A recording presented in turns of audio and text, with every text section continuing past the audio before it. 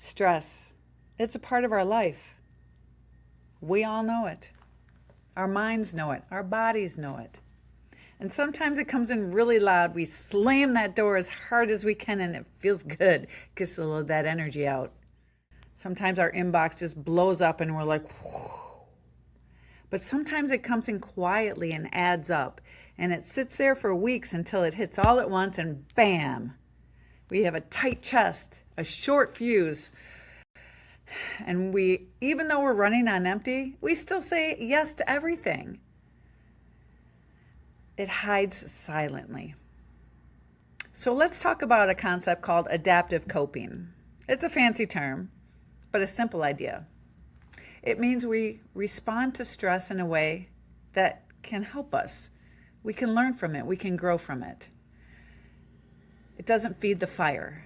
And it's not smiling through everything when inside it we're screaming.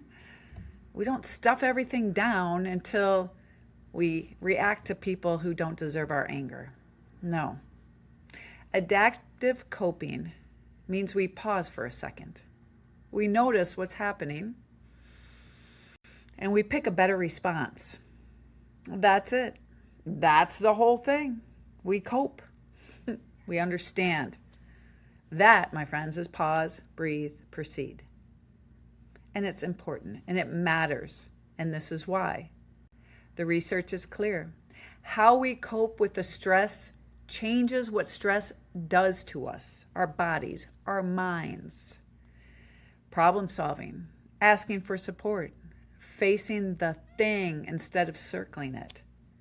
All of it lines up with better outcomes when we understand what's going on, when we take that pause. Avoiding it, denying it, going numb, that buys us a few hours, but it costs us months and years of our life, our relationships. Adapting is how we keep stress from running our day, our life, our relationships. Now let's be honest about something. Adaptive coping doesn't mean we never get upset. We're human, of course we do. But that's not the way we want to live. Being upset and angry and stressed all the time, it hurts us. It hurts others. We get overwhelmed. We get annoyed. We get tired with things. Down to our bones, we get fatigued. We get hit with 6 things all at once and our brain tries to go in 6 different directions and it wakes us up at 3 in the morning. And adaptive coping helps us recognize this. Sometimes it's one breath before we hit the send. Sometimes it's walking out of the room before we say something that can't be unsaid. And sometimes it's writing the list down instead of carrying it all around in our head only to hear about it at 2 a.m. from our mind. Sometimes it's saying out loud, I need help, and that's okay. We're human. We're meant to help each other. It's smart. A few days ago, someone came into my studio for a class and they were fired up. They were ready to just emotionally puke all of whatever was making them angry all over everyone. And they did. And instead of reacting, I paused. I didn't let that tough energy get into my system and change my life and hurt me in a way that I didn't want to feel crappy. I didn't want to take on his fight. I was able to adaptively cope to that situation. And I saw a few other people absorb that tight, stressful energy. It wasn't my fight to have, and I did not want to absorb that. So I paused. I took some nice belly breaths, stayed calm, so everyone around me could see a different way of living with a different way of thinking. And that, my friends, is adaptive coping. It's recognizing when that stress is coming up. It's not fancy, it's useful in every situation that causes you angst.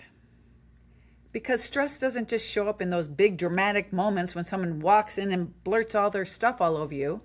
It shows up in the school pickup line, in your inbox at 4:47 on Friday when you're ready to go home and enjoy the weekend, in the kitchen, in the middle of a conversation we are already too tired to have and we probably shouldn't have it. Different response, different results. That's the whole thing. That's why pause, breathe, proceed works. We pause long enough to make space. We breathe deep enough to turn the volume down. And we can proceed with more clarity, more control, and less chaos. A pause can change everything. Adaptive coping looks different depending on what we're up against. Can it be solved? Solve it. Can it be solved this second? No. Give it some space. Steady yourself. Let it breathe. Need backup? We ask for it. Ask for help. Need more time? Take it. It's flexibility on living life. Not every stress gets the same energy, the same response, the same answer from us. And here's what I keep hearing. Most of us are never taught any of this. We're taught to push through it, keep going, hold it together, deal with it later. But guess what? Later is when it spills out fast. Later is when we snap at someone who didn't do anything and doesn't deserve our anger. Later is when we cry in the car in the parking lot over something that happened. And later is when our body finally says enough. I tell my massage clients, if you don't listen to your body, it will shut down and make you listen to it. This is a new way of living with a new way of thinking. It's not pushing harder. It's responding better. That's how we handle stress without making the people around us pay for it. That's what opening our hearts and freeing minds looks like on an ordinary day. It's not a big retreat or sitting on top of a mountaintop. It's in our kitchen, in team meetings, in the car line, every time we start getting our feathers ruffled. So here's your challenge. The next time stress shows up, and it will, let's not rush the reaction. We pause first. We take one deep belly breath. Then we ask ourselves, what's the most helpful thing that we could do right now? Then we do that. I mean, it doesn't have to be right now.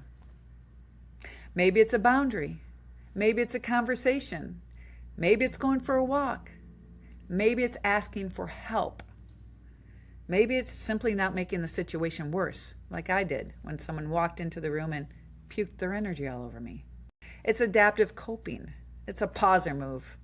That's how we quiet the noise, rewire the response, and find our power. Because, ladies and gentlemen, a pause can change everything. Give it a try.